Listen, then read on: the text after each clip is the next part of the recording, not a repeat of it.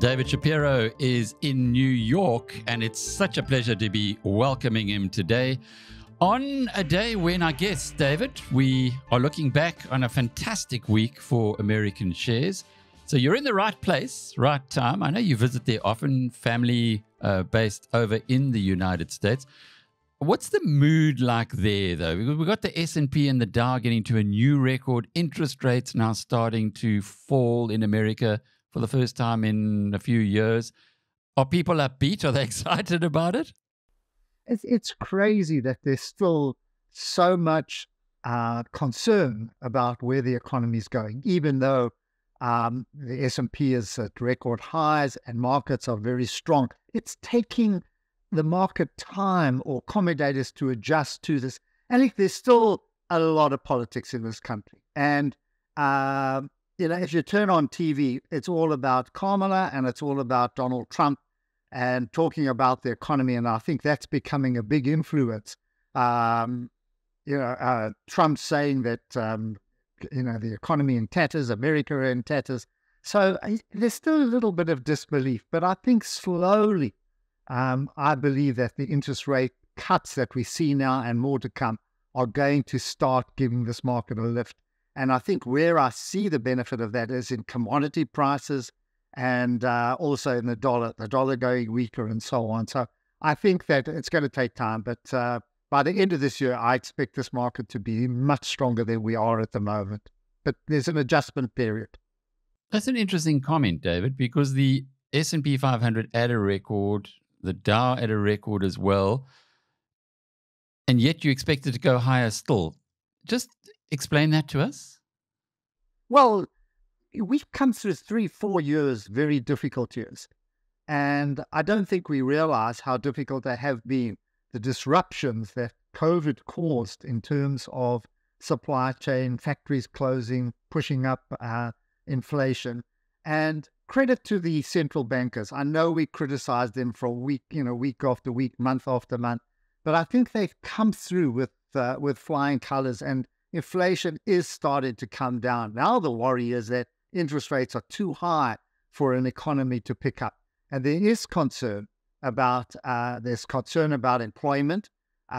Whether if they keep interest rates too high, that employment will start to fall, and that of course affects. Not only does it affect consumers, but it also affects business investment. So you want to create an environment now where interest rates are high enough for savers, but not that high that it inhibits investment, and it inhibits investors taking a little bit of risk. So we've got to get to that neutral point. No one knows where it is. But I think the comfort, as Powell said, is that we're in a position now where he can reduce interest rates. He's not forced to do so because of any crisis like we saw at the in 2007, 2008, or at the turn of the century with the internet bubble bursting. We're not facing a crisis. We're facing a slowdown, but not a crisis. So I think as rates come down, you're going to find a change in attitudes. People get more money in the back pocket. Alec, they're going to spend it. And also householders have de-geared. They're not under pressure as they might have been. So I expect housing to pick up. I expect all of those areas that we haven't seen perform over the last couple of years starting to show some fall. This has got to be good for banks. And I'll tell you why. I'm a very happy Investec client. Okay, I like Investec. It's a good client.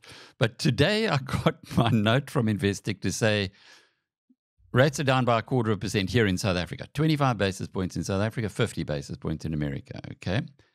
Your overdraft has now gone to 11.5%, and your credit that you're going to earn on your money has gone down to 0.5%. So, so they were giving us 3/4 in the past.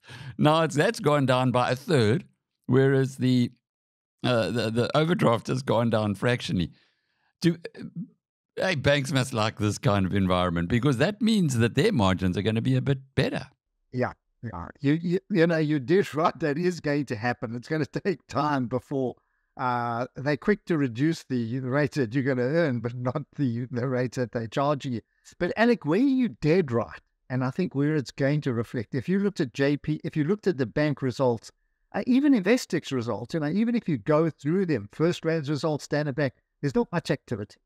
And we need improving economies to create activity where companies go out and spend, whether it's building new factories, buying new machinery, and we need that environment to come back again. I think it's going to come back in the US. I expect that next year is going to be a very strong year for mergers and acquisitions, M&A, as they term it. So I think from that point of view, we need banks thrive in that environment. They thrive in an environment of growth, and it'll take a bit of time for that to filter through, but it is going to filter through. Everything's pointing in the right direction. You're in the US. You do visit there often. You've been watching markets in South Africa for over half a century. They say that history doesn't repeat itself, but it rhymes.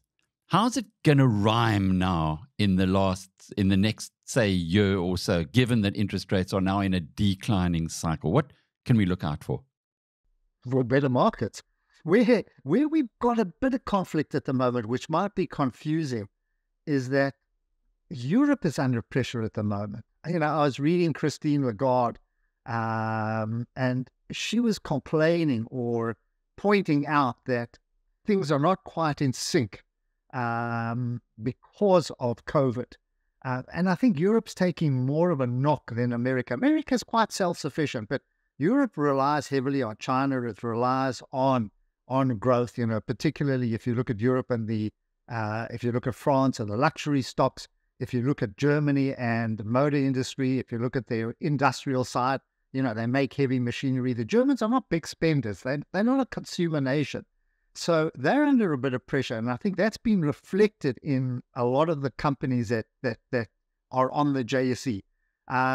What I am beginning to like is that commodity markets are picking up. This to me was the one worry. I know China is now looking at stimulus. I haven't seen the full headlines today, but I believe they've reduced rates there, but looking to get their economy going. And I think once we get that going, then commodities will pick up as well. So what I'm trying to say is that if you look at the JSE, there's a big market in small and medium cap shares. There's plenty of activity taking place there, but it's not necessarily reflected heavily in the index, which is made up of all those foreign stocks and large cap stocks. That'll take time. So it'll work its way through, so I think you could just be bullish, take that money out of those savings accounts and start to buy stocks. Region bull, back in form. Dave, it's an interesting point that you make there about the small and medium caps on the JSE and so many international companies listed, or rather so many of South Africa's major JSE listed companies are offshore in essence. There's a company called Primary Health Properties, PHP, which I see as of today was telling us on the Stock Exchange News Service that, hurrah, we are in the JSE All Share Index and in the JSE All Property Index. Now, digging a little deeper, what kind of baffles me here? This is a company with zero exposure to South Africa. It's on the FTSE 250. It's got properties in the UK looking to go into Ireland, which are related to the national health insurance in the UK. What the heck is it doing in a index in South Africa? To me, I must have missed something, Dave. What's going on here? Right, yeah. I think we're easy pickings. There's plenty of money floating around looking for a home. And I think that, the foreigners, they love to get on the plane. They love South Africa. They love Cape Town. They love to go to the bush, whatever it is. So it's a lovely place to come and sell something. Alec, I always like to give these businesses time. It's how many foreign companies are listed on the JSE. Not those that we've gone out, like Bukiti's gone into Spain, and a lot of the other companies, Nepi have gone into Eastern Europe and so on. That's my choice. This is where foreigners have come here and said, okay, this is a country that loves property. Let's raise money here. We don't know enough about it. And I think we've got a history of companies that have come here and let us down. I can't remember them offhand because this is a decade plus ago. and I don't want to get mixed up. But the Hammersons of this world, we know because that came out of Liberty. Those had their not Hammerson. The other property companies, they had their origins in local businesses. But this one, I'm not sure. I don't know. You've got to give it time. And I like to watch CEOs over time. Not, oh, this looks like a great balance sheet. This looks like a wonderful business. You got to measure them. Just like I always say, it's like finding a partner in life. You can't marry her the next day. You marry someone, have a wonderful night out, and then get a ring. You go out and get a ring and want to marry the next day. It takes time to understand and learn companies. So we watch this one. I'm with you. A little bit of skepticism. That doesn't mean that's not negative. That's just being cautious. So well, you're right. We should have been a bit more cautious on Mike Lomas. So let me just bring you up to date here. On Friday, he arrived back in South Africa in a wheelchair, being pushed through OR Tambo with a posse of policemen around him. Mike Lomas, you and I will remember from the early noughties, 2001 to 2007, he was the CEO of Group 5. He then got himself involved after retiring from there with a company called Tubular Construction, which, well, they're alleged to have defrauded Eskom of 1.4 billion rand.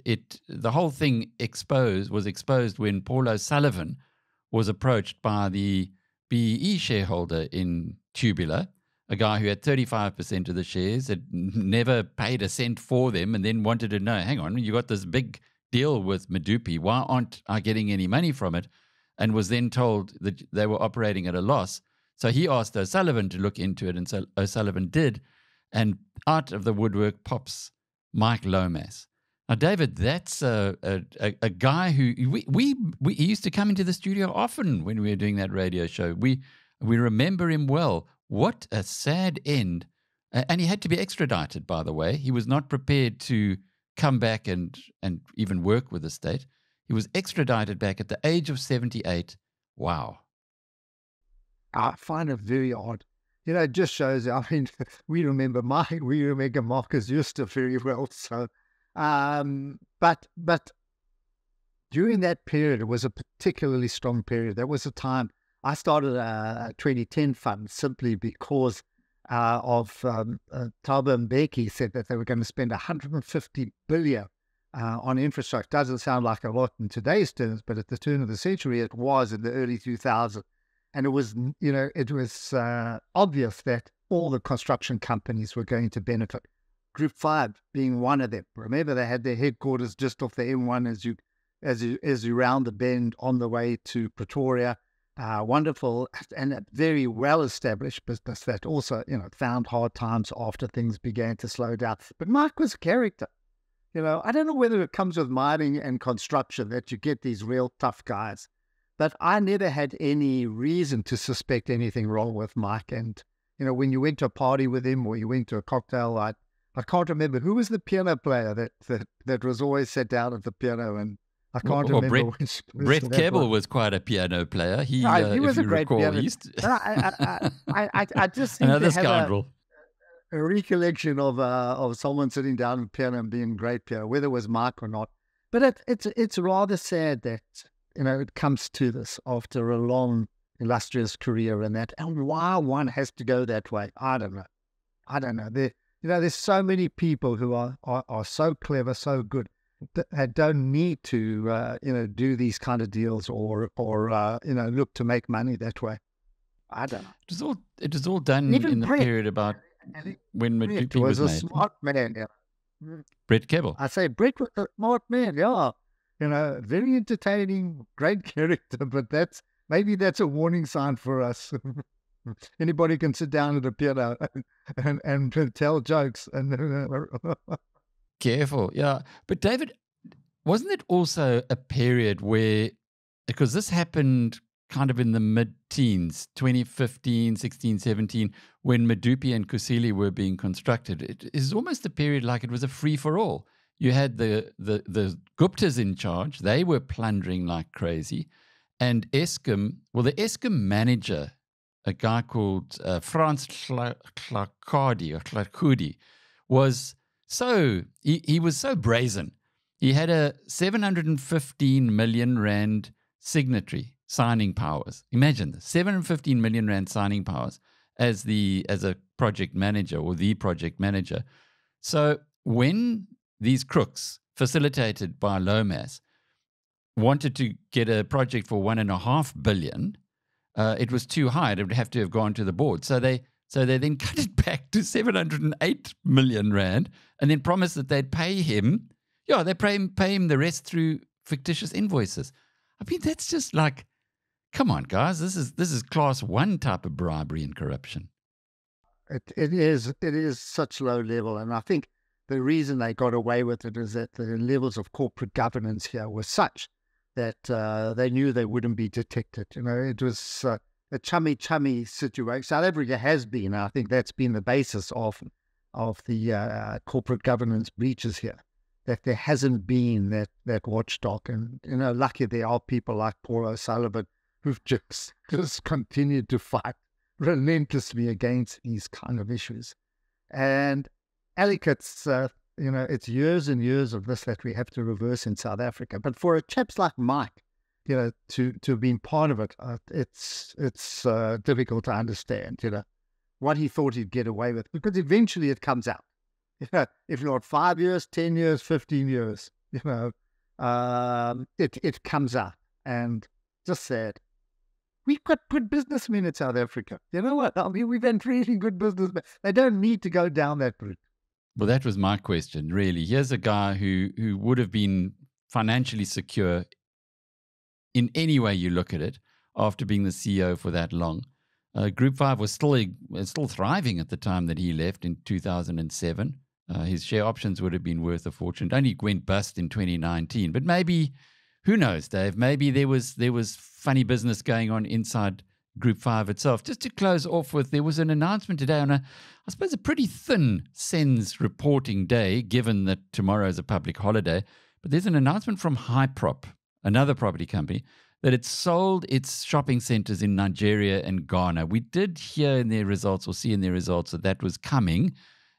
This is perhaps another reflection of South African companies getting a hiding when they go up into West Africa. It's been such an attraction to go up into Africa, to expand your businesses. But I think we've learned from Woolworths, we've learned from so many other businesses, from Nampak, how difficult it is. And I can understand that they're retreating. I think especially with South Africa likely to pick up, there's no need to have these operations. And I think also they've expanded to a point where I think they need to shrink back and focus, as we're seeing with Growth Point now and other property companies, rather shrink back, rather than expanding sideways and accumulate a huge number, just concentrate on those that are profitable and likely to be profitable into the future. So it's probably just a normal course in a company's history. But especially with the depreciation of their currencies and that, Nigeria has proved to be a really tough playing field, playing ground, should I say. A lot of people come with their tail between their legs. I think even Mr. Price, Woolworths, all of them have come back from ShopRite. From Nigeria. Remember, the Whiting Besson had to close up there. Ghana was a cemetery for ABSA. They had to take a big knock in Ghanaian bonds. Yeah, you better be careful when you are straying. Just because we're also Africans doesn't mean that we actually understand how business is done in those countries. No. There are 50 countries south of Sahara. I think exactly. how many? 53 on the continent. Each with a different government, each with a different set of rules. It's not easy territory. And just to close off with, we're going to talk to you next week in the US. How long are you over there with family? I'm here until October the 18th. Yeah. I'm going up to Boston on the 2nd or 3rd, but next week I'm still here. I just want to point out one thing. Just might be of interest. Apple released their new phone on, I think, Friday. There's an Apple store just up the road here on Broadway. It was packed, Alec. It was absolutely packed with pre-orders and that. And what intrigued me is I looked at who orders these phones at this ridiculous price. And there's a certain profile. It's all young men between 20, 30, in those age. They're the ones who are lining up for the phones.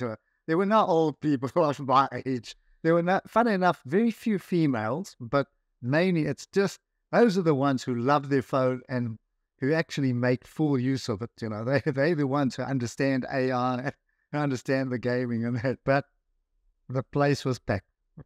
Well, maybe it's time to be looking at those Apple shares again. I'm sure you will be doing your homework on it. And David Shapiro will be on the ground there in the US for the next few weeks. We look forward to catching up with him every Monday. Thank you, Dave.